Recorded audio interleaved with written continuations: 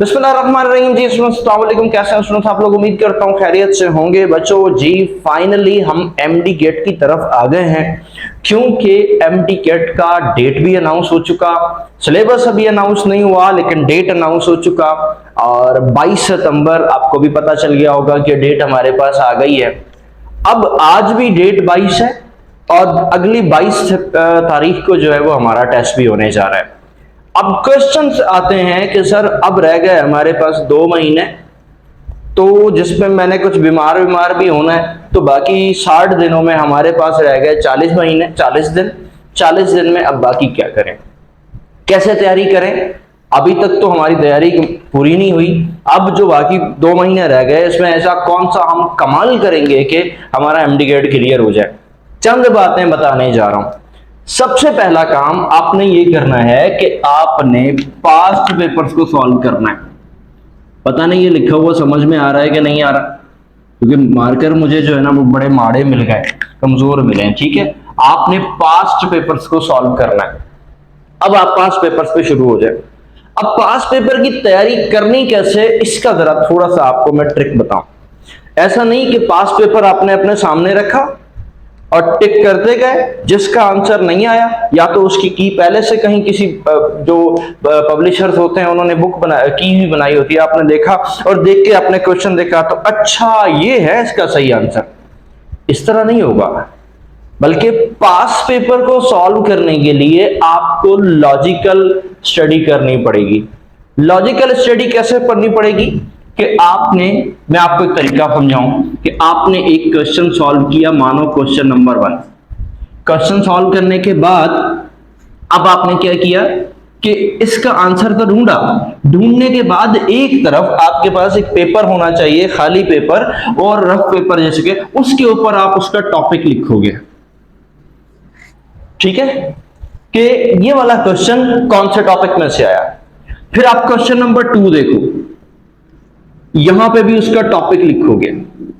मानो ये फिजिक्स के पास पेपर्स चल रहा है, इसी तरह केमिस्ट्री भी, इसी तरह बायो भी, इसी तरह इंग्लिश भी। क्या होता रहा है, यहां आप क्वेश्चन लिखे जा रहे हो, यहां आप टॉपिक लिखे जा रहे हो, यहां आप क्वेश्चन लिखे जा रहे हो, यानी क्वेश्चन सॉल्व करते जा रहे हो, यहां से लिखना सिर्फ टॉपिक है। ठीक है, कि आपने टॉपिक लिख लिया। जब आपने ये देखा कि आपने 2 दिन में एक क्वेश्चन पेपर सॉल्व कर लिया, हालांकि ये तो बहुत ज्यादा टाइम बता दिया सर, एक ही दिन में होना चाहिए, मैं 2 दिन बोल रहा हूं। अच्छा, 2 दिन क्यों बोल रहा है? क्योंकि सिर्फ टिक नहीं लगाने, उस क्वेश्चन को पूरा तरीके से समझना है। ठीक है, क्योंकि जो क्वेश्चंस इस बार आ चुके हैं ना 2023 में, 22 में, 21 में, 20 में, वो क्वेश्चन 24 में रिपीट नहीं होंगे, वो क्वेश्चन चेंज हो जाएंगे। लेकिन टॉपिकल रिपीटेशन का खदशा होता है कि कौन सी रिपीटेशन? Topical repetition. कि टॉपिकल रिपीटेशन हो सकती है कि टॉपिक बार बार रिपीट हो सकता है। ठीक है, ओके, हाँ, टॉपिक बार बार रिपीट हो सकता है, लेकिन उन टॉपिक को पता कैसे चलेगा? उन टॉपिक का पता ऐसे चलेगा कि आपने करना ये होगा कि आपने बार बार अपना क्वेश्चन पेपर सॉल्व करते जाएं, साथ में टॉपिक लिखते जाएं। की सॉल्व हो गई। अच्छा, ये था पहला पेपर। अब आ जाओ दूसरे पेपर पे, 5 नंबर पेपर नंबर 2 के लिए भी आपने यही करना है कि आपने क्वेश्चन देते रहना है, सॉल्व करते रहना है, टॉपिक लिखते रहना है। मान लो कि आपने एक हफ्ते में कितने पास्ट पेपर सॉल्व कर लिए? 4 पास्ट पेपर सॉल्व कर लिए। 4 पास्ट पेपर्स का मतलब यह है कि 200 क्वेश्चन होते हैं, 800 क्वेश्चन सॉल्व कर लिया। बहुत लंबा टाइम बता दिया मैंने, बहुत बड़ा टारगेट दे दिया आपको मैंने।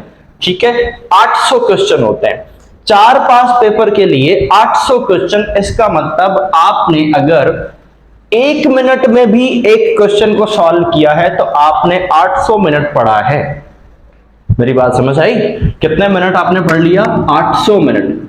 लेकिन मैं पक्का कह रहा हूं कि ये तो टेस्ट का टाइम है ना 800 मिनट का, लेकिन आप 800 मिनट में नहीं कर सकते, क्योंकि आपको टॉपिक भी बनाना है और आपको फिर क्वेश्चन को सॉल्व भी करना है और आपको क्वेश्चन को समझना भी है।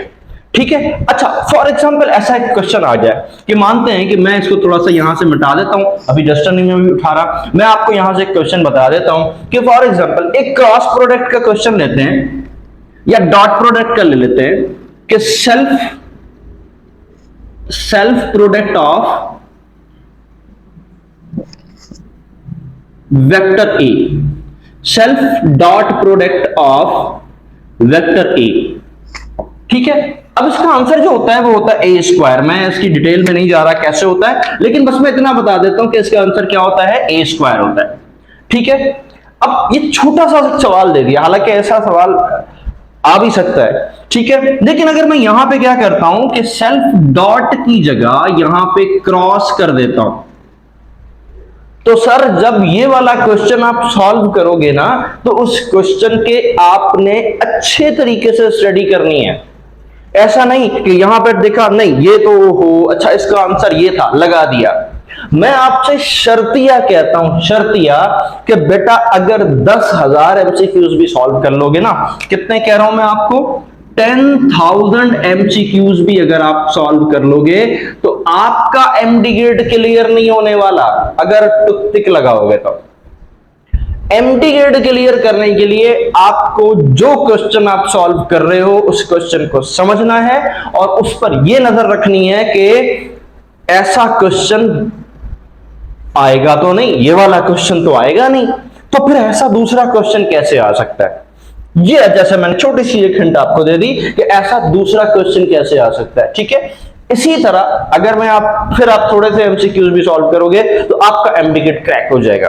तो अब आपने करना क्या है, अब आपका पॉइंट, सबसे मेन पॉइंट क्या होगा कि आपने एमसीक्यूज को सॉल्व करना है, एक बात आपने पास पेपर सॉल्व करने हैं, अब मेन टारगेट है। ठीक है, अब आपका मेन टारगेट है तो इसका मतलब आपने क्या करना होगा, आपने पास पेपर को सॉल्व करने, पास पेपर के बाद आपने, ये पहला टारगेट होगा, ठीक, ये फर्स्ट टारगेट, आपने लिस्ट बनाई, ये दूसरा टारगेट। पास पेपर को सॉल्व करते हुए सॉल्व करना है, रट्टा नहीं, टिक टिक टिक टिक नहीं लगाना, सही है। तीसरा काम आपने ये करना होगा, अब ये जो टॉपिक है ना, जब आप 4 पास्ट पेपर सामने टॉपिक लिखोगे ना, पहले पास पेपर के टॉपिक लिख लिए, दूसरे पास पेपर के टॉपिक लिख लिए, तीसरे पास पेपर के टॉपिक लिख लिए, चौथे पास पेपर के टॉपिक लिख लिए, तो वो आपके सामने लिखे हुए होंगे। अब उन्हें मैच करो, 1 घंटा लगाओ और उन्हें मैच करो। मैच करने के बाद देखो कि कितने टॉपिक रिपीट हो रहे हैं, कौन से क्वेश्चन में से ज्यादा टॉपिक रिपीट हो रहा है, उस टॉपिक पर फोकस ज्यादा करो। इसका मतलब फिर अगली स्टडी हो जाएगी टॉपिकल स्टडी। ठीक है, यानी कि जो टॉपिक बार बार रिपीट हुए हैं उन टॉपिक्स के ऊपर फोकस करना शुरू कर दो। नंबर 1 पहला काम क्या किया, अगेन रिपीट कर रहा हूं, पास्ट पेपर सॉल्व करें, टॉपिक के लिस्ट बनाएं, लिस्ट बनाने के बाद फिर जो टॉपिक ज्यादा रिपीट हुए हैं उनको पहले पढ़ो, जो कम रिपीट हुए हैं उसको बाद में फिर आहिस्ता आहिस्ता पढ़ते रहो। ठीक है, क्योंकि देखो अब सर पूरी बुक है, ये वाला क्वेश्चन नहीं आया तो भाई मेरी बात सुने, एक बात मैं आपको याद दिलाऊं, फर्स्ट ईयर इंटर आप लोगों ने पढ़ी है ना, उस वक्त आपने ये क्यों नहीं सोचा कि सर मैंने मेडिकल की तैयारी करनी है, मैं क्रिटिसिज्म खुल के करता हूं। ठीक है, अब आपके पास है 2 महीने, ठीक है, तो अब ये कुछ ट्रिक्स हैं जो कि आपके काम आएंगी। कोर्स अगर डे 1 से लेकर स्टार्टिंग तक शुरू हो जाओगे ना तो कुछ नहीं होगा, यानी आप रटे लगाते रहोगे तो कुछ नहीं होगा। ठीक है, तो इसका मतलब क्या हुआ, इसका मतलब ये हुआ कि आपने स्टडी को ऐसे फोकस करना है, आपको स्टडी को ऐसे प्रिपेयर करना है कि आपने अब टॉपिकल स्टडीज पे जाना है। एक पास पेपर को सॉल्व करे, दूसरा करो, तीसरा करो, चौथा करो। ठीक, दूसरी बात, क्या सर हम सिंध के हैं तो क्या सिंध के पास पेपर सॉल्व करें, सर हम पंजाब के हैं तो क्या सिर्फ पंजाब के सॉल्व करें, क्या सर केपी के, नहीं, ऐसा नहीं है। अगर तो आपको आपके प्रोविंस के पास पेपर मिलते हैं तो बहुत अच्छी बात है, बट अगर आपके पास टाइम है तो गो थ्रो यार, एक प्रोविंस और उठा लो, केपी के उठा लो, बलूचिस्तान उठा लो, या आपके पास पंजाब उठा लो या सिंध उठा लो, यानी अगर आप पंजाब के हैं तो सिंध उठा लो, सिंध के हैं तो पंजाब उठा लो।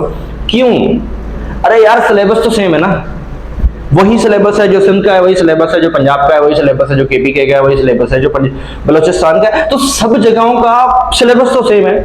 तो आपकी मर्जी है कि आप सिंध को करो सिर्फ, पंजाब को करो सिर्फ, केपी के को करो या बलूचिस्तान को करो, आपकी मर्जी है, इससे कोई फर्क नहीं पड़ता, लेकिन आपने पास पेपर को सॉल्यूशन करना है। सॉल्यूशन समझ समझ के करना है। एक क्वेश्चन अगर आपके पास समझ में आ जाए तो आपने अपना जो है वो स्टडी। फिर एक और बात, सबसे मेन चीज जो मेरे पास अब मेरे बोर्ड भर गया, लेकिन खैर यहां पे मैं लिख देता हूं, उसमें आपने करना यह है कि आपने टाइम मैनेज करो। अब टाइम मैनेज करो। ये मैं टेस्ट का टाइम मैनेज करने का नहीं बता रहा।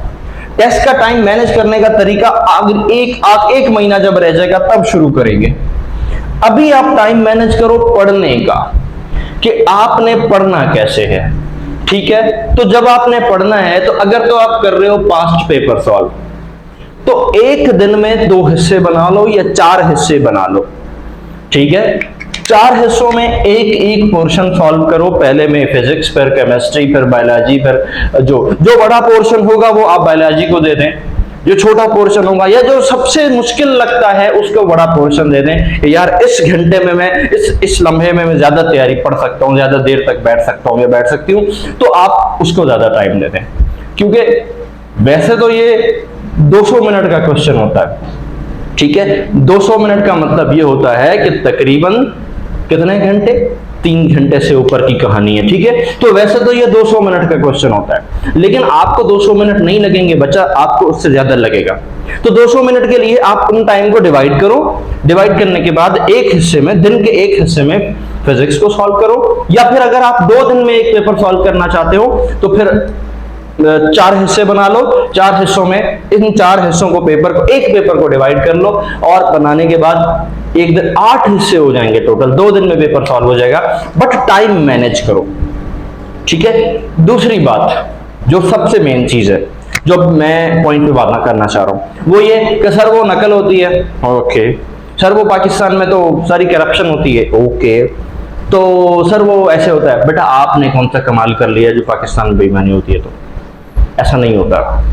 ठीक है, जिसने पढ़ा है उसको उसका राइट मिल जाता है, ऐसा नहीं है। ठीक है भाई, 10% 15% अगर बेईमान लोगों आपके पास जो है ना वो टेस्ट को चुराते होंगे, तो ऐसी चीजें हम डिस्कस नहीं करते। आप उन अच्छे लोगों में रहो ना, अच्छे 90% लोगों में रहो ना, कि जो अच्छा काम करते हैं, तो फिर तो आपकी बात समझ में आती है। अगर नहीं करते कि सर जी ये हो गया, सर वैसे हो जाएगा, तो सर बेईमानी, तो फिर आप तैयारी नहीं कर सकते। एक बात याद रखना कि नर्सरी से लेकर इंटर तक आपने कोई ईमानदारी का एग्जाम नहीं दिया। ठीक है, नर्सरी से लेकर इंटर तक कोई फाइट नहीं हुई। 18 साल के बाद, 18 साल की उम्र के बाद अब आपको फाइट करने का मौका मिला है, और अब आपको दिखाना है कि आपको क्या आता है। क्योंकि इंटर में नकल हो जाती, फर्स्ट ईयर में पता है क्या होता है, मैट्रिक 9th में पता है क्या होता है। अब बैठो, अब पता चले, अब कंपटीशन आए, और अब आपके माँ बाप को आप पे प्राउड फील होना चाहिए। वो 9th मैट्रिक का तो खुश तो वो भी हो जाते हैं, लेकिन पता उनको भी है कि प्राउड नहीं है। प्राउड किसे कहते हैं? जब आप इसमें पास होंगे। तो सर आज से हम लोग एमडी गेट की वीडियोस को स्टार्ट लेते हैं, और कंटिन्यूसली स्टार्ट रहेंगे, समझाता भी रहूंगा एमडी गेट को। पास्ट पेपर को मैं फिजिक्स के तो लाजमी सॉल्व कराता भी रहूंगा, और डेली वीडियो इंशाल्लाह आपके पास आएगी कि कैसे करना है, क्या करना है, क्यों करना है और किस लिए करना है, जब तक तुम लोग एमडी गेट में पास नहीं हो जाते। दुआ में याद रखिएगा। अल्लाह हाफिज़।